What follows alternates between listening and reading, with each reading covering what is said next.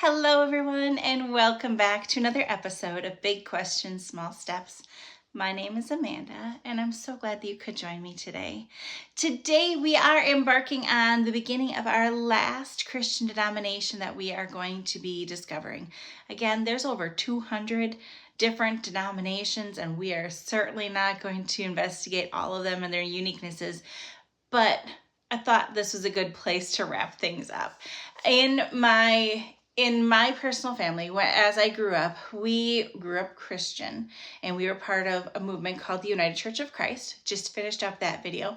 And one of my sisters, I have two of them, one of them was a youth pastor for a number of years.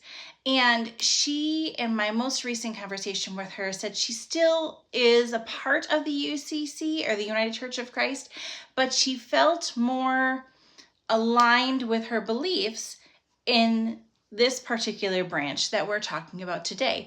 And we're doing this one because I did not, quite honestly, know very much about it at all. So we're talking about a movement that many Christian denominations don't actually even recognize as a movement. And we'll talk about why in an upcoming episode. But we're talking about a group called the Unitarian Universalism movement, or they're also known as the UUs. And we're going to start as we always do. We're going to start with the history and finding out about where they came from.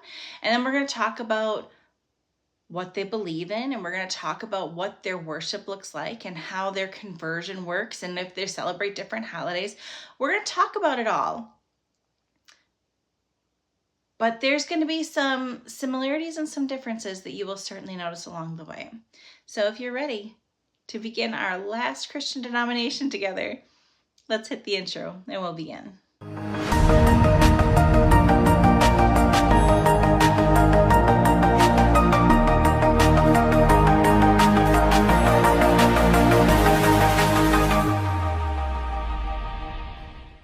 So way back in the 1500s, there was a Spanish physician, and his name was Michael Cervantes, and he was studying the Bible, as most people did. It was the Age of Enlightenment. There was Reformation going on. People were wanting to know and understand more, especially since we had the Gutenberg press, and it was able to be printing materials that allowed everyone to see the Bible and read it for themselves. People were investigating more. So this Spanish physician was examining the Bible, reading, and he came to the conclusion that the concept of the Trinity, so the Father, the Son, and the Holy Spirit, which is a key component to most of the Christian denominations, was actually not biblically accurate. And that was very startling and new evidence for a lot of people. That idea, that concept, that realization that looking at it in a different way, it could mean something completely different, was shocking to many. And it certainly rose up many people and had lots of questions coming about. There were so many people interested in his ideas that he actually wrote some books. One was called On the Errors of Trinity, and the second was called Christianism Restitutio. And both of those books caused such great uproar because it was questioning what the status quo was, questioning why there was a Trinity, questioning the validity of things that people just accepted as common day. It was very powerful. However, that physician did not end well. Because he was questioning so many things, he eventually got arrested and he was convicted of heresy, and he was actually burned at the stake at Geneva in 1553. So not a good end for the dear doctor. But his ideas had already taken hold in some. They didn't necessarily act on it, but his ideas were out there and people couldn't shake it. As my love says, when you know something, you can't unknow it. So having people's eyes open to this new idea certainly stuck with quite a few people. So with this idea that perhaps the Trinity isn't biblically based, perhaps there's not supposed to be a Trinity at all, that idea spurred many people to develop what's called the early Unitarian Church. They rejected the Trinity. They also rejected the idea that Jesus was predetermined to be Christ. They think Jesus was just a man, and he was not the only one that had a unique relationship with God. That's what they believe he is. He's not the Son of God. He's not anything extra special. He was a man. He had a unique relationship with God, just like many other people did. Okay, that's not too bad. So there's this Unitarian group of people. They are worshiping under the Unitarian Church, which is like kind of operated in the shadows underneath many of the other churches that were going on. So if it was in England, it was operating underneath the Church of England. If it was in Germany, it might be operating under a Lutheran church. It operated under the disguise of many other different denominations. It was not very big at all. At all.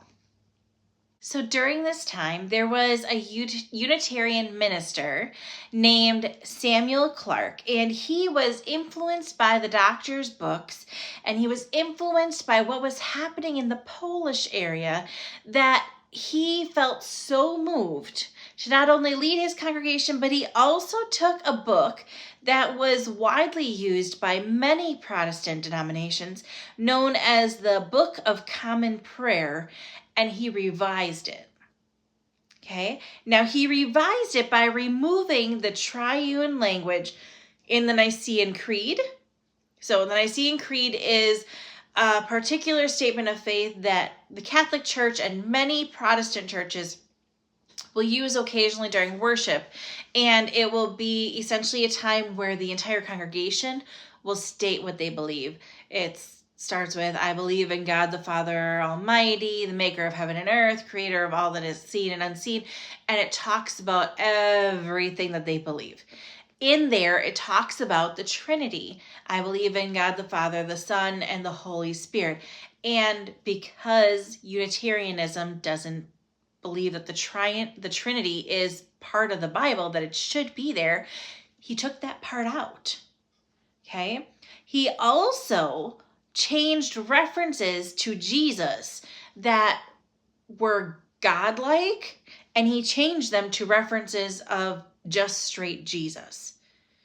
Anytime Jesus was referred to as Lord or God or anything like that, he put that back, if you will, to it's just Jesus. There's no special things, because in Unitarianism, again, they believe that Jesus was a man, that he had a special connection with God, but so did other people.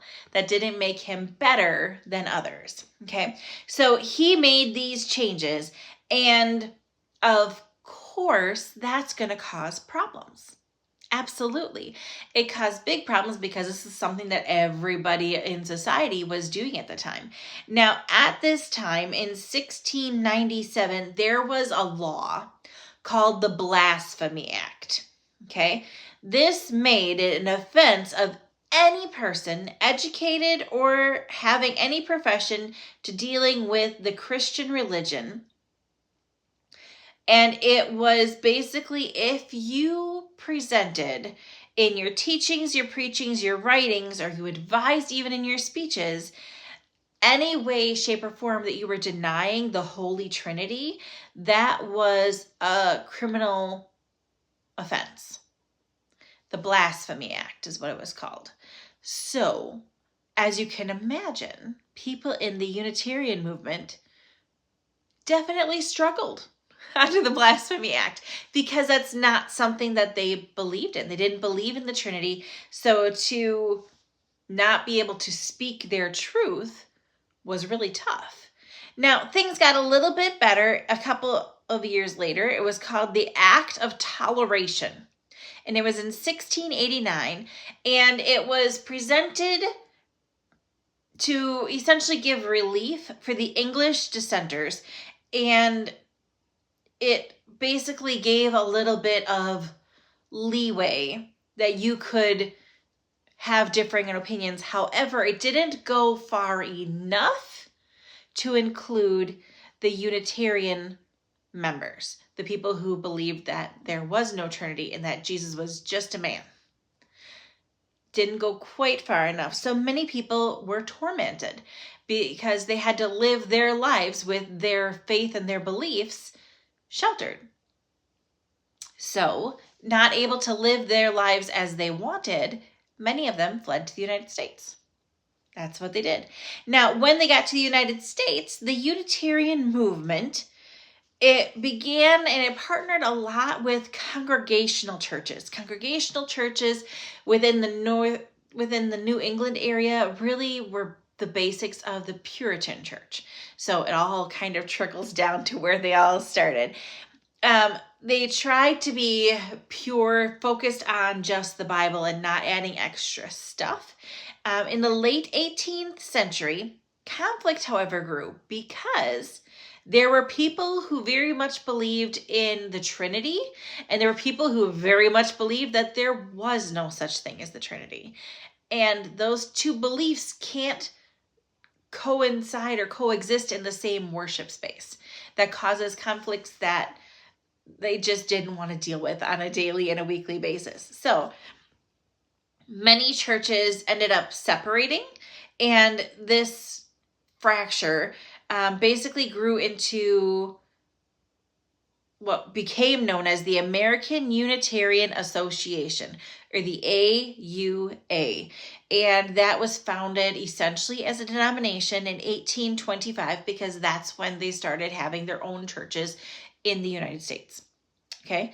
Now, in 1825, there were some churches, again, there was that merge of, there were these group of people who wanted the Trinity, and there was this group of people who didn't want the Trinity. And the group of people who didn't want the Trinity said, okay, we're going to make our own AUA, American Unitarian Association.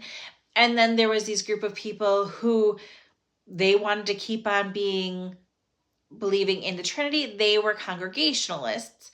Now, eventually there were some people in the middle, and they turned into what was known as the United Church of Christ eventually, is right in that middle. But there was still a dissension because in the United Church of Christ, they still believe and acknowledge the Trinity. If you don't believe it, that's not necessarily a problem, but that's what they believe. Just don't act on it, don't show it, it's fine, whatever, in the United Church of Christ. Now, down the road, of course, you can't just keep on going in small groups and keep a whole religion afloat. That's tough to do. You have to have money to fund buildings and do what you need to do in the community. So eventually, a group from the United Church of Christ off-split. They said, we don't really believe in this Trinity anymore. We think that's going a little bit too far. It might be going too far in the Jesus thing. So they moved and they merged with the AUA, the American Unitarian Association, and they merged together. And in 1961, they formed the Unitarian Universalist Association, or the UUA, also known as UUs. But that's how they came to be. Basically, they didn't believe in a Trinity. They didn't believe that Jesus was anything more than a man with a special relationship to God, like many other people did. And so they tried to kind of hide in the woodwork under other denominations for as long as they could until they could exist together. Now, they organized officially in 1961. Are they large? No. Many people who are part of the Unitarian Universalism movement. They don't necessarily go to a worship space called Unitarian Universalism. They typically belong to another denomination, and they just kind of follow the Unitarian Universalism practices on their own. We're going to talk about beliefs next time, but let's talk quickly about the numbers. So in 2024, the Unitarian Universal Association, again, this is in Canada and America. It's not worldwide. It's just in Canada and America. There was 1,000 congregations counted and a total of 130,265 members. So not large by any means. And they don't have churches, so it was kind of challenging to do research for this presentation because there are many things that make it appear like a denomination, and there are many things that make it appear not like a traditional Christian denomination. So it's interesting. It's interesting. When we get into the beliefs next time, I think you'll get a little bit better idea of what they actually believe and why would someone want to do this instead of or in addition to something else.